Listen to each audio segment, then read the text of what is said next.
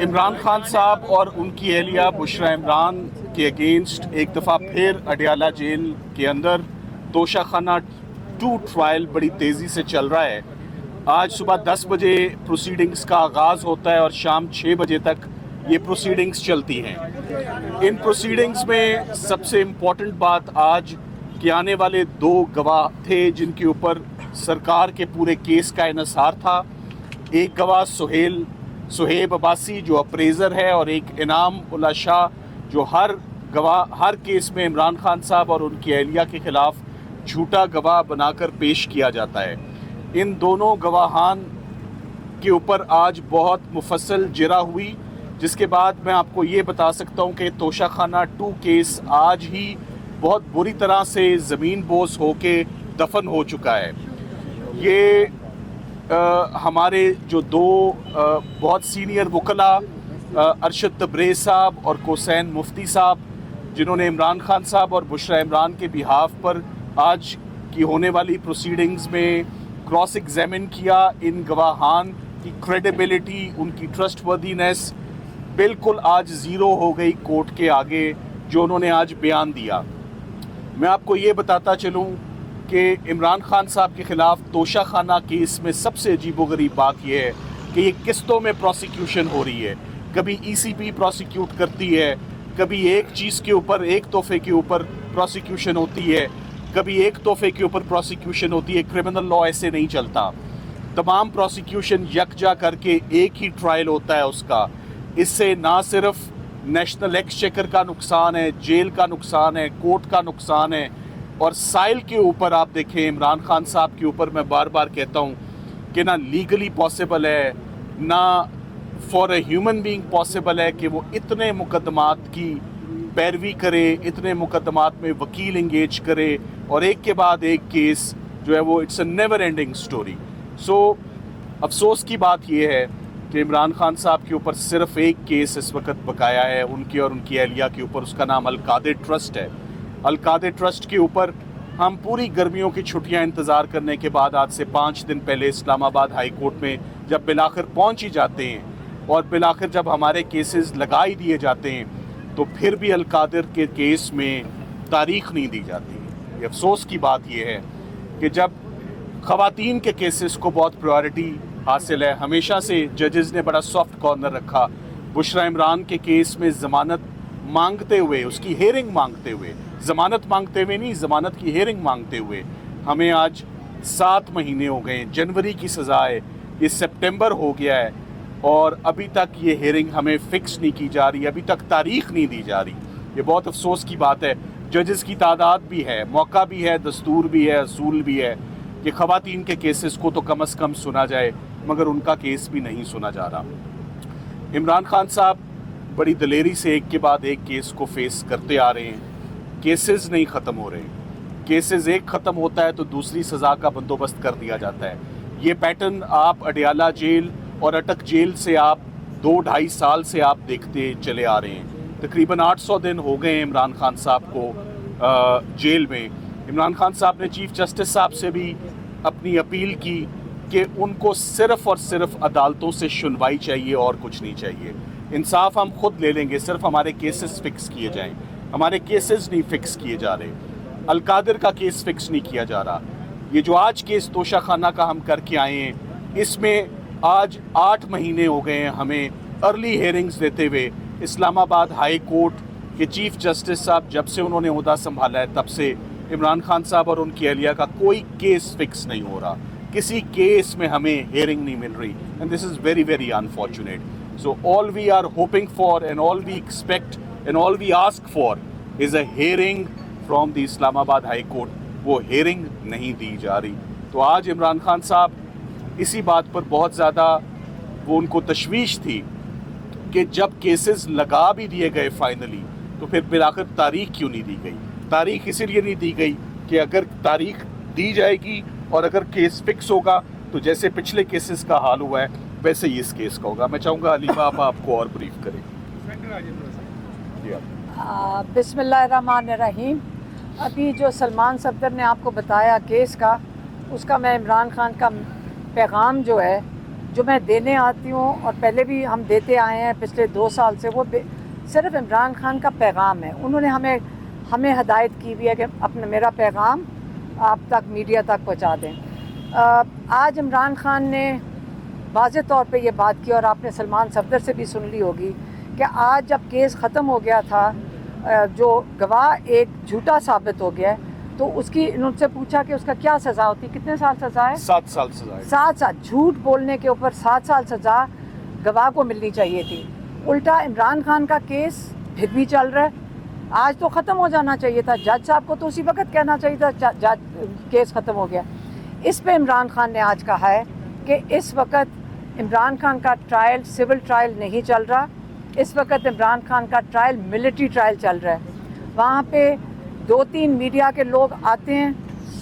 جن کو بیچارے اس وقت تو ان کو اجازت ہی نہیں کوئی سوال کریں یا بات کریں، تو عمران خان کی بات کوئی باہر میڈیا کے تھرو اگر انہوں نے بات بھی آج کل کرتے ہیں تو نہیں آتی ہے. اس سے وہ ہمیں کہہ کر بھیجتے ہیں. انہوں نے کہا اس وقت میرا ملٹری ٹرائل چل رہا ہے، یہ بالکل سول ٹرائل نہیں ہے. کہتے ہیں کہ جو کچھ ان کے حقوق ہیں، جو جیل کے قوانین کے مطابق، جو پاکستان کے قوانین کے مطابق، وہ بھی سہولیات بشرا بی بی اور عمران خان کو جیل میں نہیں مل رہی ہیں. ایک وہ آئسولیشن میں ہیں، ان کی ساری ملاقاتیں بند کر دی گئی ہیں، کسی کو ان سے ملاقات کرنے کی اجازت نہیں ہے، اور یہ جیل کے قوانین کے خلاف ہے. ان کو اپنے بچوں سے بات کرنے کی 8 مہینے میں 1 دفعہ کروائی گئی ہے. وہ کتابیں مانگتے ہیں جب تک جج نہ بیٹھا ہو. اور بیچارے جج صاحب، اس لیے عمران خان کہہ رہے ہیں ملٹری ٹرائل چل رہا ہے،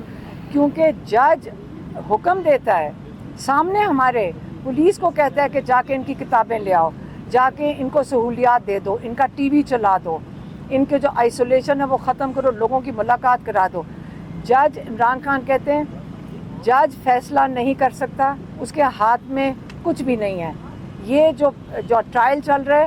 یہ آرڈر آتے ہیں کرنل صاحب سے، اور کرنل صاحب ڈائریکٹ عاصم منیر سے آرڈر لے کر یہ کیس بھی چلا رہے ہیں. اگر جج کے ہاتھ میں ہوتا اور اس نے قانون کے مطابق کرنا ہوتا، اس وقت اب تک وہ کیس ختم کر کے عمران خان اور بشرا بی بی رہا ہو چکے تھے اس کیس میں بھی. یہ تو پہلا ان کا پوائنٹ تھا کہ اس وقت سارا قانون عاصم لاء کے نیچے ہے. دوسری بات انہوں نے کی افغانستان کے اوپر. انہوں نے کہا جو آپریشن چل رہا ہے، جو ہمارے علاقوں میں آپریشن چل رہا ہے، انہوں نے 3 پوائنٹس بتائے. انہوں نے کہا دیکھیں، اگر آپ نے امن لانا ہے، اس میں 3 لوگوں کا شریک ہونا بہت ضروری ہے. ایک افغانستان کی حکومت، دوسرا افغانستان کے لوگ، اور تیسرا ہمارے ان علاقوں کے لوگ جہاں پہ آپریشن کنڈکٹ کیا جا رہا ہے. ان سب کو مل کر، ان سب کو ساتھ لے کر جب تک نہیں چلیں گے، کوئی آپریشن کسی دہشت گردی کے خلاف کامیاب نہیں ہو سکتا. انہوں نے یہ کہا کہ پہلے آپ نے جو افغانستان کے ساتھ کر رہے ہیں، یہ 9 مئی کی طرح یہ فالس فلیگ ہے، کیونکہ پہلے آپ نے لوگوں کو دھکے دے کے یہاں سے پاکستان سے نکالا. وہ لوگ جو آپ کا نہ دین اور نہ انٹرنیشنل ریفیوجیز کے جو قوانین ہیں وہ اجازت دیتے ہیں کہ آپ تین نسلوں سے یہاں بیٹھے ہوئے جو ہمارے مہاجرین تھے، ہمارے مسلمان بھائی تھے، وہ ان کو آپ نے زبردستی شارٹ نوٹس پہ آپ نے ان کو کہا پاکستان سے نکل جائیں. اور انہوں نے کہا 3 سال سے جب سے عاصم منیر آئے ہیں، انہوں نے یہ کام شروع کیا. پہلے ان کو باہر دھکے دے کے نکالا، پھر آپ نے جا کے افغانستان پہ بم گرائے، وہ ڈرون اٹیک کیے، پھر آپ نے کہا کہ دہشت گرد آ گئے ہیں، پھر اپنے علاقے کے اوپر آپ نے یہ آپریشن شروع کر دیا. اس میں انہوں نے کہا ہمارے اہلکار شہید ہو رہے ہیں، ہمارے پولیس کے اہلکار شہید ہو رہے ہیں، ہمارے فوجی ہیں، جو سیکیورٹی فورسز والے ہیں وہ شہید ہو رہے ہیں، اور بے گناہ لوگ بھی شہید ہو رہے ہیں. یہ طریقہ کار آپریشن سے امن نہیں آتا، امن بات چیت سے آتا ہے. اس لیے انہوں نے ریکویسٹ کیا، اور ہم نے ان کو بتایا تھا کہ آپ کے ایم این ایز اور ایم پی ایز بھی آج آپ کے یہاں کورٹ ہیئرنگ کے لیے آئے ہیں. تو انہوں نے کہا میں چاہوں گا کہ سارے K P K MNAs اور MPAs C M کے ساتھ بیٹھیں اور یہاں پہ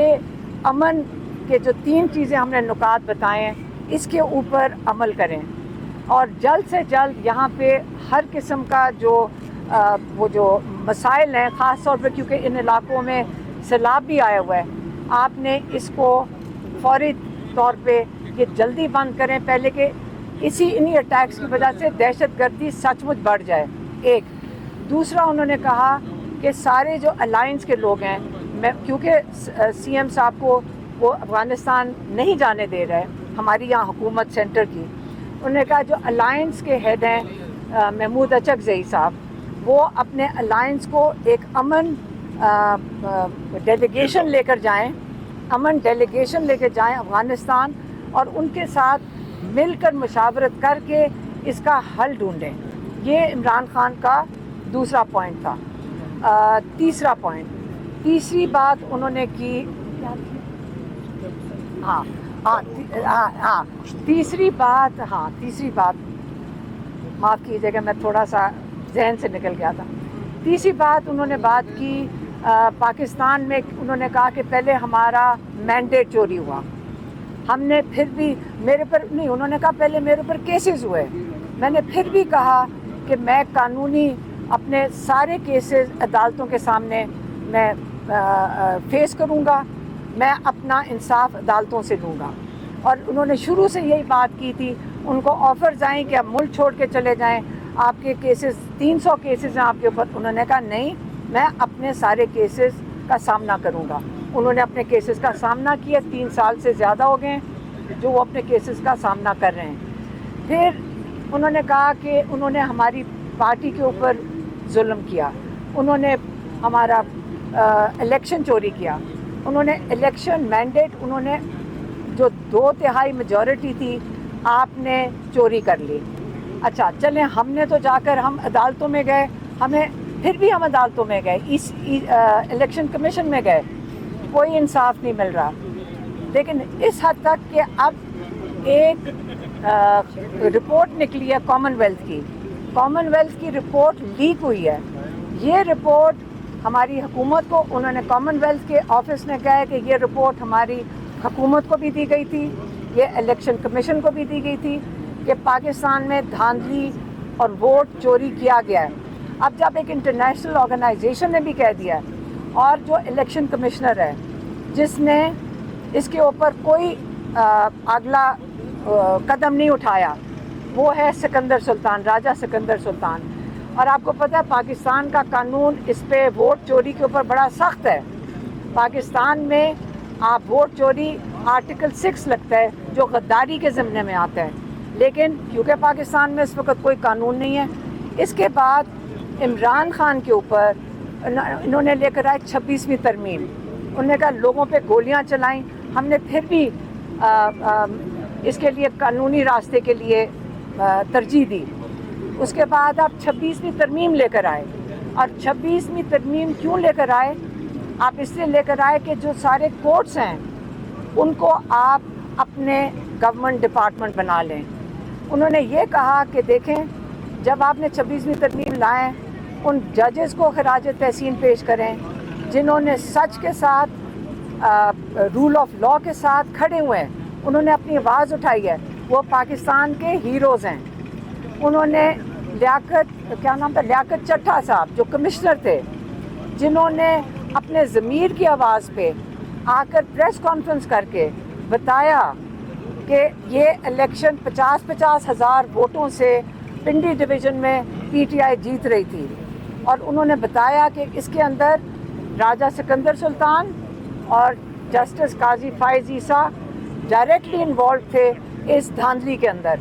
اتنی بڑی بات کی آج چٹھا صاحب کدھر ہیں چٹھا صاحب کو کہیں انہوں نے بند کر دیا ہے لیکن یہ پاکستان کے ہیرو ہیں انہوں نے آواز اٹھائی انہوں نے یہ نہیں سوچا کہ میرے ساتھ کیا ہوگا اس کے وہ کمشنر تھے